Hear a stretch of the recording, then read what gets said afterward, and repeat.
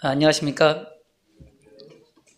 사도행전 말씀을 오늘부터 시작하게 됩니다. 근데 제가 첫 스타트가 돼서 되게 긴장이 되고 떨립니다. 긴장감을 풀기 위해서 제가 첫 스타트가 된 이유를 말씀을 드리겠습니다. 그때 제가 그 자리에 없었기 때문에 제가 첫 스타트가 되었습니다. 우리 형제님들 모여서 교제하고 그리고 교회의 그 말씀을 위해서 이렇게 함께 교제할 때 그때 그 자리에 없었습니다. 개인적인 바쁜 일로 인해 가지고 그래서 첫 스타트가 되었는데 많이 떨립니다. 우선 우리가 너무나 사도행전 말씀은 너무나 많이 읽었던 말씀들이고, 그리고 제가 오늘 교제할 부분은 1장 1절부터 5절까지입니다. 약 10분에서 15분간 제가 교제에서 단어 사용할 거고요. 바톤을 이어서 다음 형제가 계속해서 교제를 해주겠습니다.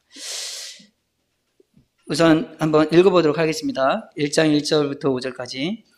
데오빌로여, 내가 먼저 쓴 글에는 무릇 예수께서 행하시며 가르치시기를 시작하신부터 그가 택하신 사도들에게 성령으로 명하시고 승천하신 날까지의 일을 기록하였노라.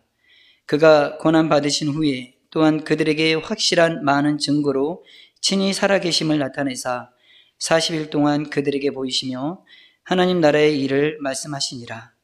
사도와 함께 모이사 그들에게 분부하여 이르시되 예루살렘을 떠나지 말고 내게서 들은 바 아버지께서 약속하신 것을 기다리라. 사도행전 말씀 1장을 개관을 해야 되나 아니면 이런 고민을 했는데요. 사도행전 말씀을 읽기 전에 우선 요한복음의 말씀을 먼저 읽게 되더라고요. 요한복음 말씀을 읽다 보니까 우리 주님 요한복음의 말씀을 쭉 읽다 보면 성경에 빨간색으로 이렇게 써진 부분은 우리 주님이 말씀하신 부분이잖아요. 근데 우리 주님의 복음서를 봐도 우리 주님의 말씀이 물론 많이 있지만 어느 장에서부턴가 요한복음 13장부터 17장까지는 거의 다 빨간색이에요. 근데 그때 우리 주님께서 다락방에서 제자들에게 하셨던 말씀들이 거기에 기록이 되어 있는데 6월절 우리 주님이 잡히시기 전날 이제 제자들에게 하시고자 하는 말씀들을 가르치시는 장면이 나옵니다. 다락방에서 거기서 우리 주님께서 가르쳤던 여러 가지 말씀들이 나오는데 그 가르침을 통해서 우리 주님께서 하늘나라로 곧 돌아가더라도 그 제자들을 통해서 사도들을 통해서 하나님의 나라가 교회를 통해서 세워질 것을 기대하면서 그들에게 사랑에 대한 말씀, 겸손에 대한 말씀, 그리고 그 믿음, 그리고 재림에 대한 말씀들을 이렇게 쭉 이어서 하시는 우리 주님의 모습을 바라보게 됩니다. 그리고 말미에 그 예수님께서 기도하시는 장면이 우리 성도들의 연합에 대해서 말씀하고 계시고 또 그 연합이 보존되기를 원하는 마음으로 이렇게 나타냈던 모습을 볼 수 있습니다. 그것이 이제 사도행전으로 이어지면서 사도행전에서 우리 주님께서 말씀하셨던 그러한 말씀들이 그 약속의 말씀들이 이루어지는 과정들을 보게 되는데요. 그 사도행전은 이제 우리 다들 잘 알고 있지만 성령을 통해서 변화된 그리스도인들이 어떻게 세상에서 살아가고 어떠한 핍박을 받으면서 어떠한 가운데에서 교회를 세우고 또 그러한 가운데에서도 교회가 세상 가운데서 어떻게 새롭게 변화가 되는지 이런 모습들을 사도행전을 통해서 이렇게 보여주고 있는데요. 사실 세상은 되게 핍박 가운데 교회를 계속 핍박했고 교회를 정멸시키려고 했지만 오히려 그럴수록 더 그 뿌리는 깊어져 갖고 더 단단해졌던 것을 사도행전의 모습을 통해서 볼 수 있는데 오늘날 우리가 사도행전을 통해서 교훈을 받을 수 있는 부분들이 바로 이런 부분들이다. 전체적으로 어떤 이제 핍박과 억압이 있을수록 교회는 오히려 더 성장했고 그 안에서 뿌리를 내렸다라는 것을 볼 수가 있습니다. 우리가 잘 알고 있는 대로 사도행전은 누가라는 사람이 기록을 했습니다. 누가는 우리 복음서 누가복음을 기록했던 사람이었고, 사도행전의 말씀을 이렇게 성경 27권 중 신약 27권 중에 2권의 말씀을 기록했는데, 실제적으로 누가가 기록했던 말씀이 성경의 2권에 밖에 해당이 되진 않지만 장수하고 이렇게 그 길이를 보면 4분의 1을 차지하고 있습니다. 우리가 잘 알고 있듯이 누가는 의사였고요. 그리고 누가복음이 썼던, 그리고 사도행전을 써내려갔던 이러한 문체를 보면 마치 의사였는데도 불구하고 역사관 같은 그런 느낌을 받을 수가 있는데,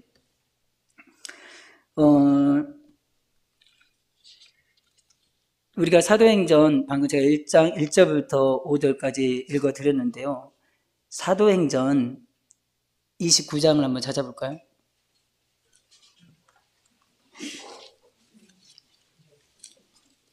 자, 우리 성도님들 갑자기 29장 찾아보자니까 어수선해졌죠? 근데 제가 왜 29장을 찾자고 했냐면요. 29장은 없습니다. 근데 28장 31절에, 28장 마지막 절 31절 한번 읽어보겠습니다. 30절부터 읽어보겠습니다. 바울이 온 이태를 자기 셋집에 머물면서 자기에게 오는 사람을 다 영접하고 하나님의 나라를 전파하며 주 예수 그리스도에 관한 모든 것을 담대하게 거침없이 가르치더라. 자, 마치 어떠한 문장이 여기서 끝난 것 같지 않고 그 다음 장이 이어질 것처럼 보입니다. 사도행전은 실제적으로 여기에서 끝나 있는데 마치 이 다음 장이 있을 것 같은 그런 생각이 들게 합니다. 그래서 사도행전을 통해서 우리에게 보여주시고자 하는 메시지는 우리가 잘 알고 있지만, 교회가 어떻게 형성이 됐고, 교회가 어떻게 세워지게 되고, 교회가 어떻게 핍박 가운데서도 이렇게 헤쳐나가는지에 대한 이야기를 하고 있는데, 어쩌면 사도행전에서 이렇게 누가가 여기서 뭔가로 완벽하게 이렇게 딱 매듭을 지으면서 이렇게 결말을 지었던 것이 아니라 이렇게 남겨뒀던 것은 무엇이었을까라고 혼자서 생각을 해보니까 사도 이 행전이 있지 않을까라는 생각을 좀 해봤습니다. 그것은 어쩌면 우리 성도들이 살아가면서 기록해야 될 그런 말씀이 아닐까. 우리가 지금 이 시대에 살아가고 있는 저희들이 기록해야 될 그런 부분들이 아닐까라는 생각을 해보게 되었고요. 자, 1장 1절에 데오빌러요 하면서 데오빌러에게 말씀을 전하고 있는데, 누가복음에서도 그렇게 데오빌로 각하에게 썼던 볼 수 있죠. 누가복음 1장 1절부터 4절까지 잠깐 먼저 보겠습니다. 누가복음 1장 1절부터 4절까지 보면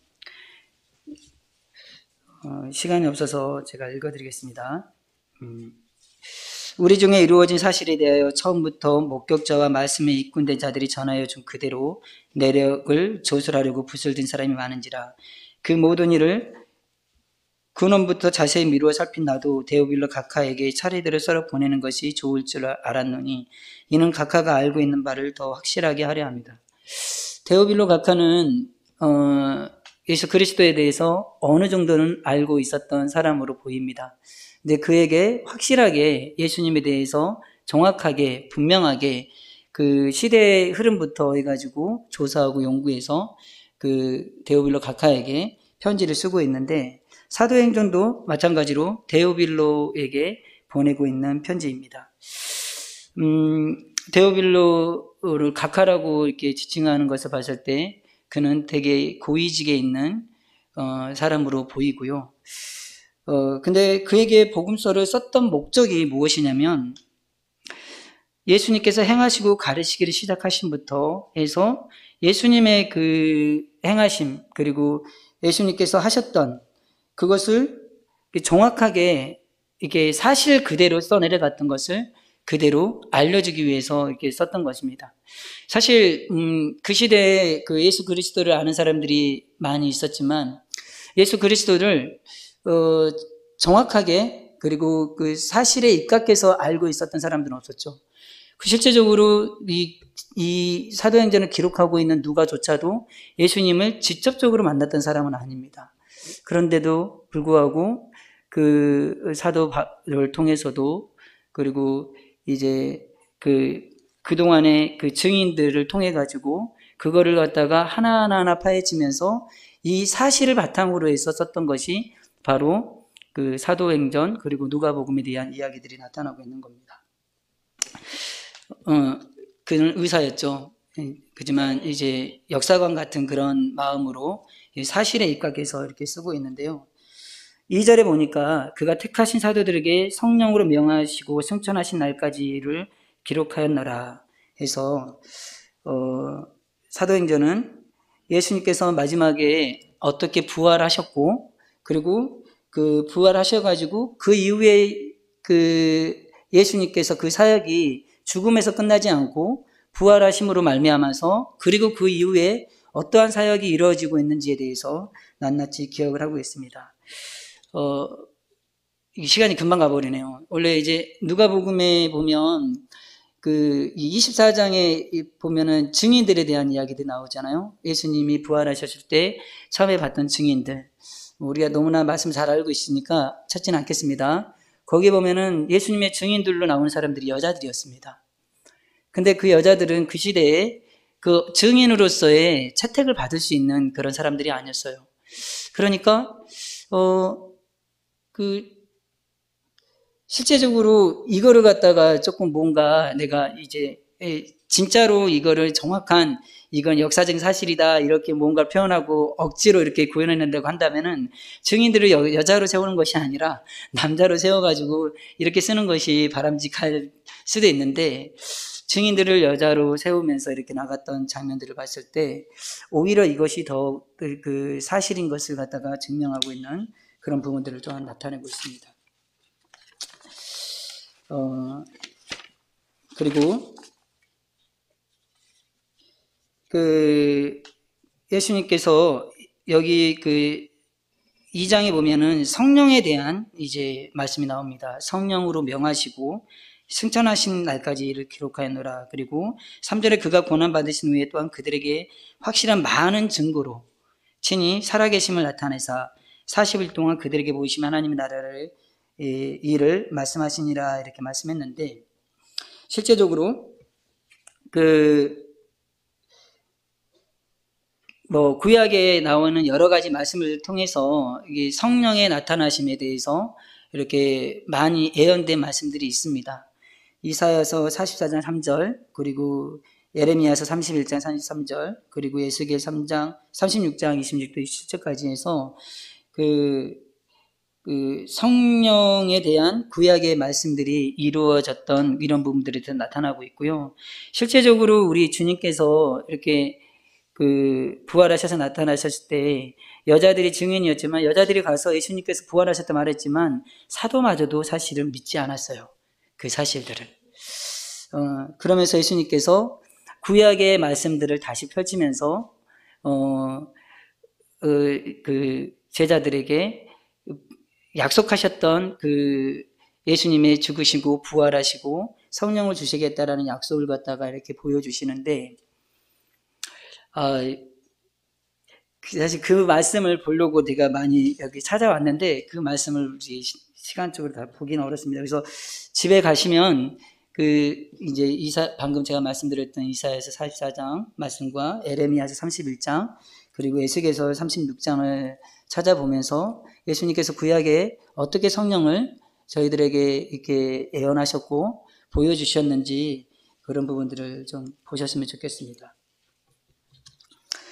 그리고 마가의 다락방에서 약속하셨던 그 성령님은 어떻게 예수님께서 막 도발적으로 갑자기 이렇게 약속하셨던 그런 부분들이 아니라 바로 약속에 의해서 이렇게 나타나셨던 그 성령님에 대한 약속에 대한 말씀을 해주고 있습니다.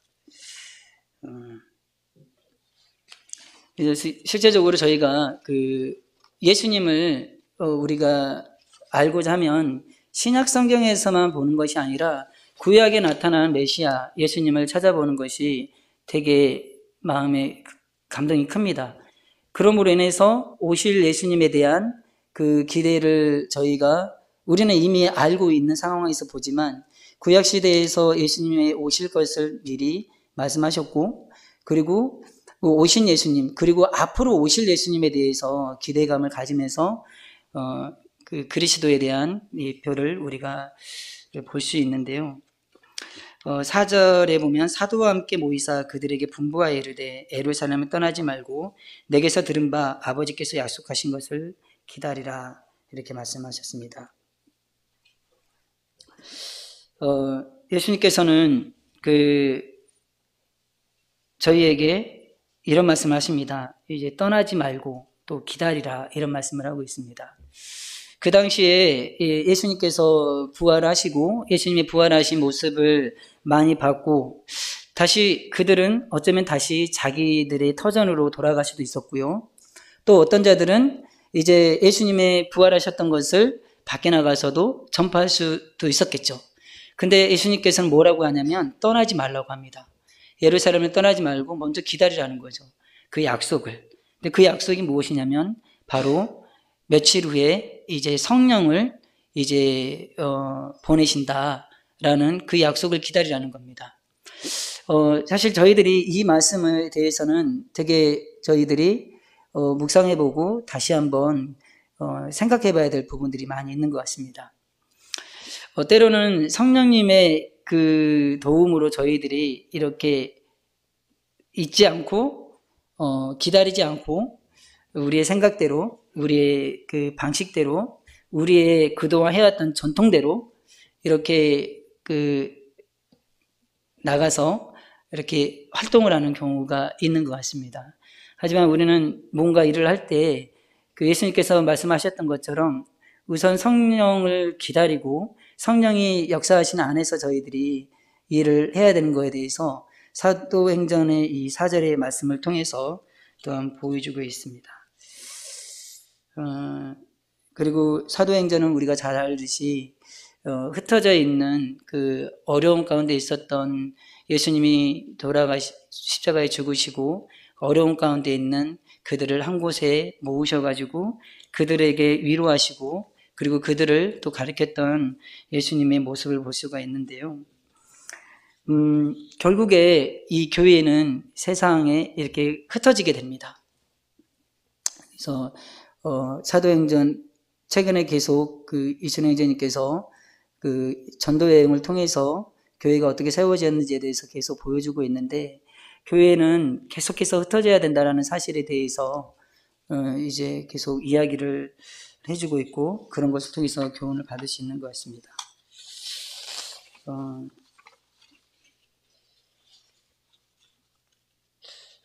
그 짧은 시간 안에 교제를 하려고 하니까 이렇게 되게 사실 쉽지 않네요. 이 이후의 말씀들을 다른 형제님께서 이렇게 계속해서 이어나가 주시길 바라겠습니다. 죄송합니다. 이렇게 정리를 쉽지 않게 해서 다음 형제님 나와서 계속해서 교제 부탁하겠습니다.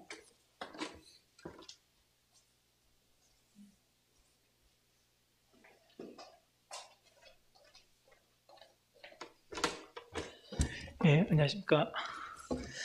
네, 최대한 15분 안에 마치도록 하겠습니다. 좀 더 읽진 않고요. 제가 한 절씩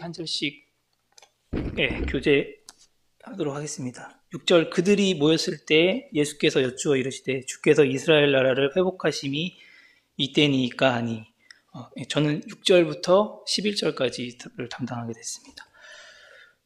이들은 예수님이 부활하신 후에 얘기하신 대상이 바로 유대인들입니다. 11제자가 이것을 듣고 있었고요. 그렇기 때문에 그들의 마음 가운데는 가장 큰 관심은 이스라엘 나라의 회복이었습니다. 5절에 이제 성령이 이제 너희에게 임할 것을 이제 얘기하셨음에도 불구하고 그들이 가장 궁금했던 것은 이스라엘의 구속, 곧 해방이었습니다. 주님이 오시기 전부터 그들은 메시아를 기다렸고, 또 주님이 아기의 모습으로 왔을 때도 안나 선지자가 그 예수님을 보고 예루살렘의 속량을 바라는 모든 사람들에게 그에 대하여 말하니라 라고 말을 하면서 그 아이들을, 그 예수님을 또 그 구속을 바라는 사람들에게 말했던 부분을 볼 수가 있고요. 누가복음에서요. 또 누가복음 17장 20절에 보면은 예수님을 그때 당시 메시아로 믿지 아니했던 바리새인들조차도 하나님의 나라가 어느 때에 임하나이까라고 예수님께 물었던 부분을 또 보게 됩니다. 뿐만 아니라 주님이 죽으시고 부활하셨은 후에도 엠마오로 가는 그 두 제자가 예수님을 못 알아보고 우리는 이 사람이 이스라엘을 속량할 자라고 바랐노라라고 이렇게 말하는 것을 봤을 때 그들의 오직 관심은 이스라엘의 해방이었습니다. 왜냐하면 그렇게 구약에서는 예언이 있었고 그 메시아가 이 땅을 다스릴 것을 그들은 기대하고 있었기 때문입니다. 하지만 7절에 이렇게 말씀하십니다. 이르시되 때와 시기는 아버지께서 자기의 권한에 두셨으니 너희가 알 바가 아니요. 때와 시기에 대해서는 알 필요가 없다고 주님께서 하셨습니다. 왜냐하면 바로 이루어질 일이 아니기 때문입니다. 왜냐하면 주님이 부활하시고 이제 승천하시고 성령께서 이 땅에 강림하시면 이 교회라는 이 비밀이 이루어지기 때문입니다. 그들은 이 비밀을 알고 있지 않았습니다. 비밀을 알고 있지 않았기 때문에 그들은 유대인의 관점에서 그들이 가장 관심이 있었던 것을 물었던 것입니다.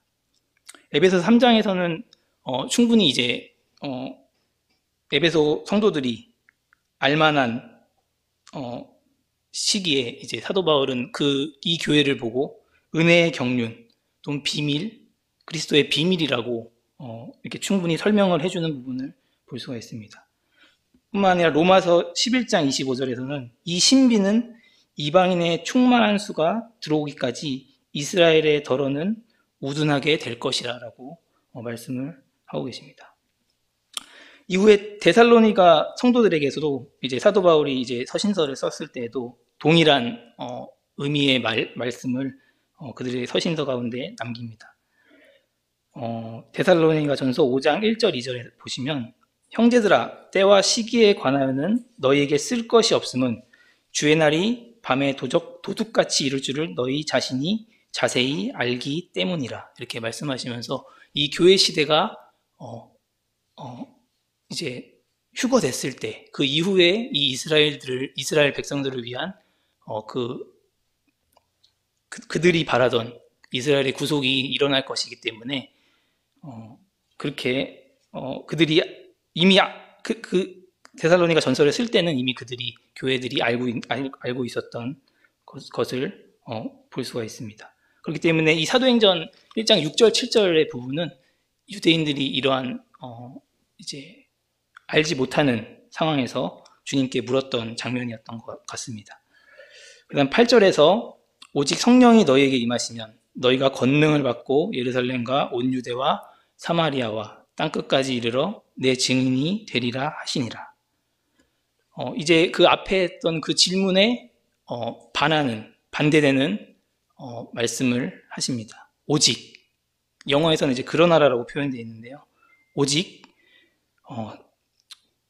성령이 너희에게 임하시면 너희가 지금 메시아로부터 이스라엘의 해방을 원하고 있지만 너희가 지금 이제 해야 될 것은 성령께서 너희에게 임하시면 너희는 예루살렘과 온 유대와 사마리아와 땅끝까지 이르러 내 증인이 되라고 말씀하시는 것입니다. 그들이 해야 할 일은 천년왕국을 다스리는 것이 아니라 그리스도를 증거하는 것입니다. 성령님이 강림하셔서 또한 능력을 주셔야만 가능한 것이고요. 또 증거의 영역을 점점 확장할 것을 주님께서 말씀하셨습니다. 마태복음 10장 5절에서는 이제 유대인들을 대상으로 쓰여진 복음서이기 때문에 예수님이 그 12제자들을 보낼 때 12제자에게 이방인의 길로도 가지 말고 사마리아인의 고을에도 들어가지 말 것을 말씀하시면서 그 제자들을 보냈던 것을 보게 됩니다. 하지만 주님께서 승천하시고 성령이 이 땅에 강림했을 때는 이제는 모든 사람들에게 그리스도의 복음이 전해지는 확장되는 것을 볼 수가 있습니다. 왜냐하면 이제는 성령의 시대이고 또 또 교회 시대이고 그리스도인의 시대가 됐기 때문입니다. 9절 말씀 보겠습니다. 이 말씀을 마치시고 그들이 보는 데에 올려져 가시니 구름이 그를 가리어 보이지 않게 하더라. 11제자가 보는 앞에서 승천을 하셨습니다. 이제 약간 의문을 가지실 수도 있을 것 같습니다. 왜냐하면 500여 형제들에게 보이시고 뭐 여러 차례 제자들에게 보이신 후에 승천을 하셨다는 내용이 고린도전서 15장 5절부터 8절까지 나와 있기 때문입니다. 잠깐 한번 보겠습니다. 고린도전서 15장 5절부터 8절입니다. 그 주님이 살아나시고 승천하시기 전에 보이셨던 순서입니다. 게바에게 보이시고 후에 12제자에게와 그 후에 500여 형제에게 일시에 보이셨나니 그 중에 지금까지 대다수는 살아있고 어떤 사람들은 잠들었으며 그 후에 야고보에게 보이셨으며 그 후에 모든 사도에게와 맨 나중에 만삭되지 못하여 난 자 같은 내게도 보이셨느니라 라고 했을 때 주님은 사도 바울에게 보이시기 전, 그 승천하시기 전에 그 모든 사도에게 보이셨던 것을 보게 됩니다. 그럴 때 그 올라가실 때 이 제자들이 주님을 보았는데요. 이 제자들은 11제자였음을 생각해 볼 수가 있습니다. 그리고 12절로 이제 저희가 추정을 해볼 때 주님께서는 감난산에서 승천을 하셨던 것을 볼 수가 있습니다. 뿐만 아니라 이제 구름이 그를 가리어 보이지 않게 하더라라는 말씀을 봤을 때 이제는 우리가 육신의 눈으로는 이제 주님을 볼 수가 없는 것입니다. 네, 10절 말씀 보겠습니다. 올라가실 때에 제자들이 하늘을 쳐다보고 있는데 흰옷 입은 두 사람이 그들 곁에 서서 11절까지 읽겠습니다. 이르되 갈릴리 사람들아 어찌하여 서서 하늘을 쳐다보느냐 너희 가운데서 하늘로 올리신 이 예수는 하늘로 가심을 본 그대로 오시리라 하였느니라. 주님께서는 사람들이 보는 데서 구름 속으로 올라가셨습니다. 뿐만 아니라 흰옷 입은 두 천사가 예수님의 승천을 이렇게 고지했습니다. 이것은 이제 요한복음 8장 17절 말씀을 보면요. 너희 율법에도 두 사람의 증언이 참되다라는 말씀을 주님께서 하셨는데요. 이처럼 천사의 숫자를 이제 둘을 이제 보내서 예수님께서 승천하셨음을 이렇게 그들 가운데서 이렇게 선포하셨던 것을 보게 됩니다. 그리고 11절의 말씀처럼 예수님께서는 다시 오실 것입니다. 근데 이것은 저희가 기다리던 공중 재림은 아닙니다. 이후에 이 땅에 오실, 저희가 휴가되고 이 땅에 오실 지상 재림으로 보는 것이 맞다고 보여집니다. 마태복음 26장 64절하고요. 마가복음 14장 62절을 보면 내가 너희에게 이르노니 이후에 인자가 권능의 우편에 앉아 있는 것과 하늘 구름을 타고 오는 것을 너희가 보리라. 이 말씀의 뜻은 이제 이스라엘 백성들이 보여지는 앞에 그들 앞에 구름을 타고 오셔서 그들에게 보여지는 부분을 말씀하시는 걸 봤을 때 저희가 기다리는 그런 공중재림과는 사뭇 다른 말씀인 것을 보게 됩니다. 그렇기 때문에 이 11절에서 말씀하시는 바는 저희가 휴거된 이후에 이 지상에 재림하셔서 그들 이제 천년왕국으로 그들을 이제 그들의 앞에 보이시고 그들을 다스리실 것을 말씀하시는 것으로 보는 것이 맞다고 생각이 듭니다. 이제 생각보다 시간이 짧게 썼네요, 제가. 너무 이게 길게 될까봐 말을 좀 빠르게 막 했는데요. 이걸 준비하면서 이제 좀 생각을 해보게 된 점이 있습니다. 이스라엘 백성은, 그러니까 이스라엘 유대인의 입장에서 그 제자들은 예수님에게 그 이스라엘의 구속이 언제냐고 계속 궁금해 했잖아요. 사실 그들의 관점인 거잖아요. 사실 그들의 어떤 약속이고 그것만을 기다렸던 사람들이기 때문에. 근데 저희 또한 사실은 교회 입장에서의 약속을 받았잖아요. 그래서 우리가 그 주님의 공중의 오심을 소망하면서 우리가 사실은 기다리고 있고, 또 그걸 간절히 바라는 것이 사실은 저희 그리스도인의 어떤 삶에 맞는 부분이긴 한데요. 하지만 그 주님께서 지금 현재 우리에게 어떤 것을 이렇게 원하시는지에 대해서 한번 분별해 볼 필요는 있겠다라는 생각이 들었습니다. 그들의 자기의 구속만을 이렇게 이제 생각하다 보니까 그들은 성령이 강림하시고 또 이 복음이 온 천하에 전해질 것을 그들은 사실 이렇게 그렇게 관심을 두지는 못했던 부분처럼, 저희도 너무 저희의 몸과 영과 혼이 그 휴거될 때 구속될 것만을 소망하고 이제 다른 복음 전하는 것에 좀 소홀히 할 수도 있겠구나라는 생각이 들었고요. 뭐 우리가 소망하는 게 나쁜 것은 아니지만 정말 하나님이 지금 이 시대 가운데 우리를 여기에 두신 이유를 조금은 분별해 볼 필요가 있지 않을까라는 생각을 해보게 됐습니다. 말씀 몇 가지만 읽고 마치도록 하겠습니다. 고린도 후서 5장 2절에 보면요, 참으로 우리가 여기 있어 탄식하며 하늘로부터 오는 우리 처소로 덧입기를 간절히 사모하노라. 이게 저희의 마음이죠, 사실. 그리고 베드로후서 3장 12절에도 하나님의 날이 임하기를 바라보고 간절히 사모하라. 또한 저희가 살아가면서 이 주님의 오심을, 그 하나님의 날이 오기를 간절히 사모해야 됩니다. 하지만 이제 로마서 12장 2절 말씀처럼 하나님의 선하시고 또 기뻐하시고 온전하신 뜻이 무엇인지 분별할 필요가 있을 것입니다.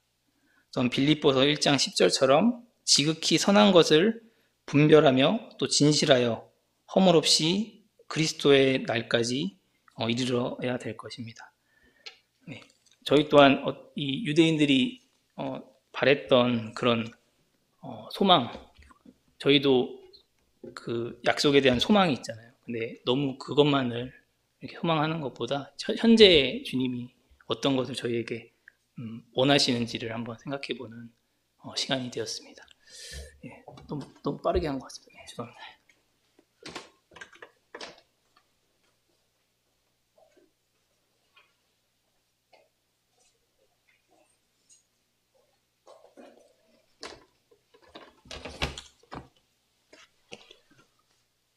안녕하십니까?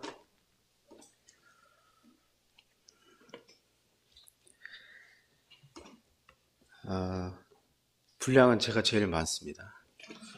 12절부터 마지막까지 해야 되는데 한 15분 정도 남았습니다.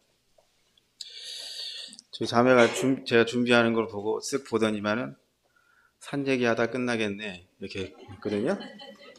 산은 넘어가 보도록 하겠습니다.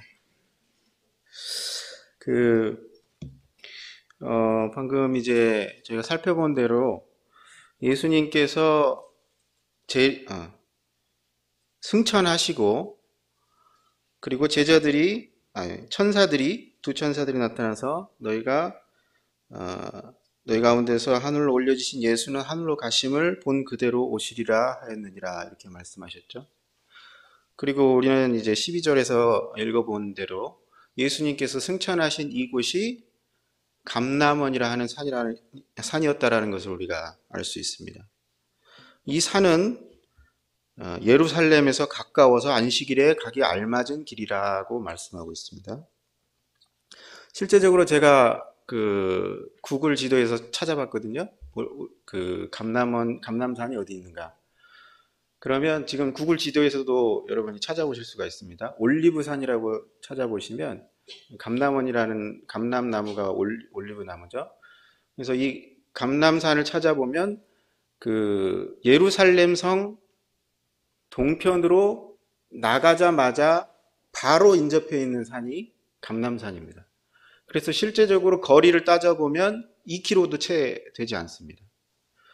이 유대인들은 안식일 날 지켜야 할 것들이 굉장히 있었죠. 그들은 일을 하지 않아야 했는데 심지어 불을 피우는 것도 안 됐습니다. 그래서 현재까지도 아주 그 유대교에 아주 충실한 그런 사람들은 그런 것들을 굉장히 따집니다. 그래서 불을 켜거나 꺼거나 끄거나 요리를 하거나 이런 것도 굉장히 조심해서 합니다. 그래서 그들에게 이동 거리가 제한되어 있었어요. 근데 그 이동 거리 안에 이동할 수 있는 거리에 있는 산이 바로 이 감람산이었다는 것입니다. 이 감람산은 어떤 산이었습니까? 누가복음 22장 39절에 보면 예수님께서 제자들과 함께 흔히 저희들이 말하는 마지막 만찬 예식을 행하시고 그 밤에 산으로 가셨죠. 겟세마네 동산으로 가셨다고 말씀하고 있습니다. 그 겟세마네 동산이 있는 곳이 바로 이 감람산입니다. 예수님께서 누가복음 22장 39절에 보면 예수께서 나가사 습관을 따라 감람산에 가심에 제자들도 따라갔더니 이렇게 말씀하고 있습니다. 예수님께서 이 예루살렘 인근에 있는 감람산, 특히 이 겟세마네 동산이라고 하는 곳에 습관을 따라, 즉 자주 가셨다라는 것을 우리가 알 수가 있죠. 그렇기 때문에 예수님을 팔았던 유다도 예수님이 거기에 있었다라는 것을 뻔히 알고 있었습니다. 그래서 예수님께서 이 감람산 겟세마네 동산에서 기도하시고 그리고 유다에 의해서 거기서 잡히시게 되었습니다.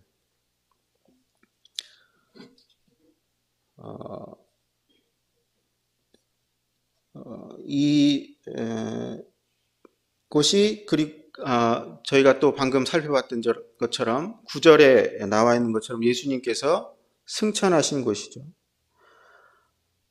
근데 이 천사들이 말했던 것과 같이 예수님께서 올라가시는 것을 본 그대로 오실 것입니다. 스가랴서 14장 4절 말씀을 함께 살펴보겠습니다. 스가랴서 14장 4절.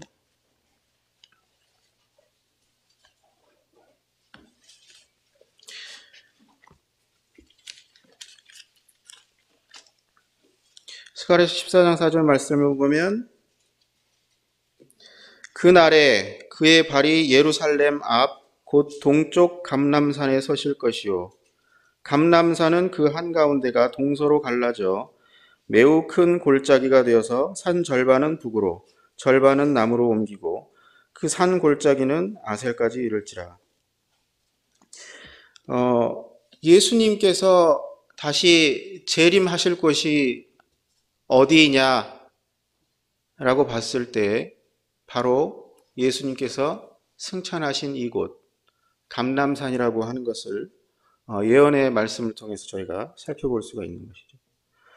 그래서 예수님께서 그 감람산에 발이 서실 것이고 예루살렘 앞 곧 동쪽 앞에 있는 감람산이 동과 서로 갈라져서 북은 북쪽의 산과 남쪽의 산으로 나뉘게 될 것을 그렇게 말씀하고 있습니다.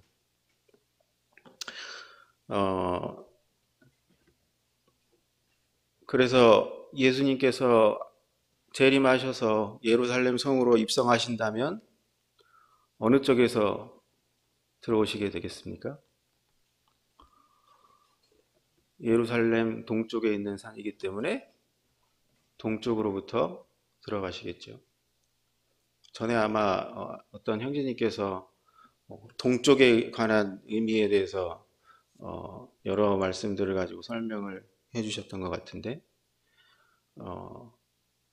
이 산 자체가 동과 서로 갈라져서 예수님께서 지나가실 길을 내어주시게 될 겁니다. 사무엘하 23장 4절 말씀을 보면 이 주님에 관해서 표현한 다윗의 말씀을 볼 수가 있는데,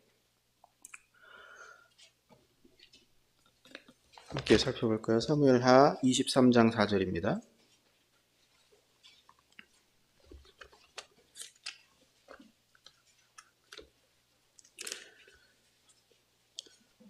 사무엘하 23장 4절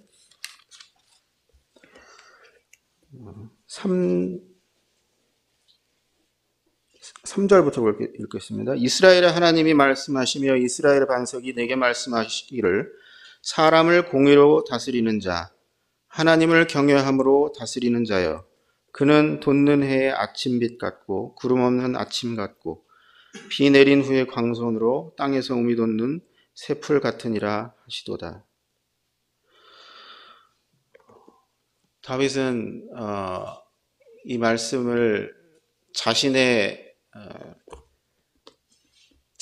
집에 대해서 말씀하고 있다고 하지만 이것은 사실은 우리 주 예수 그리스도에 대한 말씀이죠. 공의로 다스리실 분, 하나님을 경외함으로 다스리실 분, 왕 중의 왕이시고 이 땅에 다시 오실 예수님께서는 돋는 해 아침빛과 같은 분이십니다. 그 주님께서 이 땅에 서실 것이고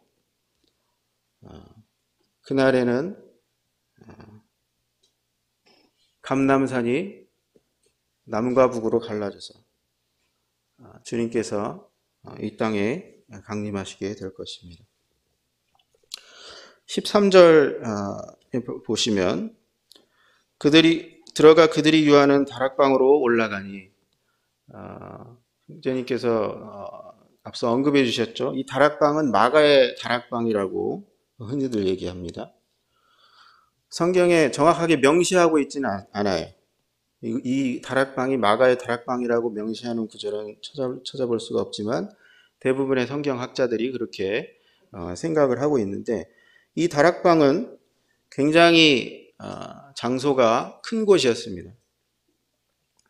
마가복음 14장 15절 16절을 살펴보면 예수님께서 유월절을 제자들과 함께 잡수시기를 원하셨고 그것을 준비할 장소가 필요했는데, 너희들이 성에 들어가면 어떤 사람을 만날 것이고 그가 예비한 큰 다락방을 너에게 보여줄 것이다, 이렇게 말씀하고 있는 구절이 있습니다. 그래서 그가 유월절을 먹기 위해서 준비하고 있었던 큰 다락방이 있었어요. 거기에서 예수님과 제자들이 함께 유월절을 먹고 또 거기에서 예수님께서 겟세마네 동산으로 나가셨습니다. 그런데 이제 그 다락방에 누가 모여 있었습니까? 예수님이 택하셨던 12 제자 중에 한 사람 빠진 11제자와 그리고 14절에 보면 여자들과 예수의 어머니 마리아와 예수의 아우들과 더불어 마음을 같이하여 오로지 기도에 힘쓰더라. 모인 무리의 수가 약 120명이나 되더라. 그래서 이 120명의 무리 가운데 누가 있었냐 하면 11제자들뿐만 아니라 여인들, 또 예수의 어머니 마리아, 또 예수의 형제들이라고 말씀하고 있습니다. 이게 흥미로운 구절인 이유가 여기 언급되어 있는 이 마리아에 대한 언급이 이 성경에서 언급하고 있는 마지막 언급이에요. 이 다음부터는 마리아에 대한 언급이 없습니다. 우리는 이제 예수님의 동생, 육신의 동생이었던 야고보나 이런 다른 육신의 동생들에 대한 기록들은 살펴볼 수가 있는데, 마리아에 대한 기록은 여기가 마지막입니다. 그런데 그 마지막 기록에 뭐라고 하고 있습니까? 마리아가 무엇을 하고 있다고요? 함께한 무리들과 더불어 마음을 같이하여 오로지 기도하기에 힘썼다고 말씀하고 있습니다. 한 인물의 마지막 기록이라고 할 때에 이것은 얼마나 의미심장합니까? 또 얼마나 우리에게 주고 있는 교훈이 많습니까? 어떤 사람들은 마리아를 굉장히 위대하게 올려서 생각하는 무리들이 있죠. 마리아를 통해서 뭐 기도한다든지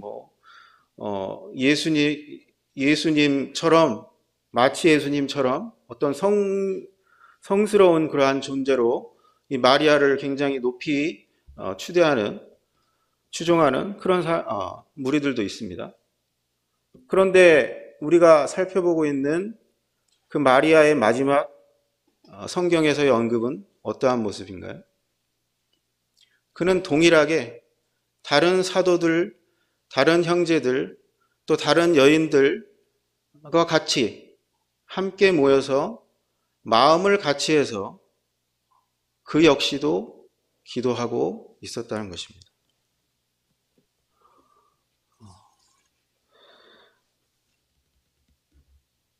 또 예수의 아우들도 거기에 있었죠. 예수님의 육신의 동생들은 예수님 생전에는 예수님을 믿지 않았습니다. 그렇게 드러나기를 원하면서 왜 이렇게 행하십니까? 오히려 차라리 드러내십시오. 이렇게 말을 하기도 하고, 그 육신의 형제들은 예수님이 이 땅에 공생의 사역을 하는 동안에는 예수님을 믿지 못했습니다. 그런데 바로 이 시점, 예수님께서 십자가에서 죽으시고 부활하시고 40일 동안 제자들에게 그 부활하신 모습을 나타내 보이시고 그들과 함께 생활하시고 승천하신 이후에 모인 무리들 가운데 이들이 있었다라는 것은 그들이 그 사이의 어느 시점에 예수님을 믿었다라는 것을 우리가 추측해 볼 수가 있는 것이죠. 그래서 예수의 어머니 마리아뿐만 아니라 예수의 육신의 동생들 마저도 이 기도하는 무리 가운데 함께 마음을 같이하여 기도하는 데 힘썼습니다. 예수님께서 그렇게 말씀하셨죠. 예루살렘과 너희가 몇 날이 못되어 성령으로 세례를 받을 것이기 때문에 예루살렘을 떠나지 말고 아버지께서 약속하신 것을 기다려라. 그래서 그들은 기다리는 가운데, 기도하는 가운데 기다리고 있었습니다. 이러한 저희가 사도행전 말씀들을 저희가 공부를 하다 보면 이것은 사실 역사죠. 사도들이 행했던 그러한 역사입니다. 그런데 저희들이 얻을 수 있는 교훈은 그들이 그렇게 교회를 어떻게 이루었고 또 교회 안에서 그들이 어떻게 실행했고 또 교회 안에서 어떠한 문제들이 생겼을 때에 어떻게 그러한 문제들을 해결했는가, 이러한 성경적인 본을 저희가 살펴볼 수 있다고 생각이 됩니다. 지금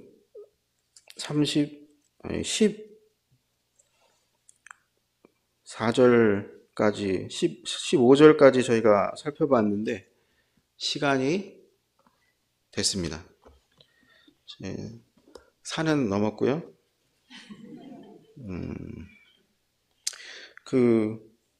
시간이 되면 제가 다음 시간에 남은 부분을 짧게 더 교제하고 넘어가면 괜찮을까요? 예. 그렇게 하도록 하겠습니다. 그러면 오늘 말씀은 여기까지 마치도록 하겠습니다.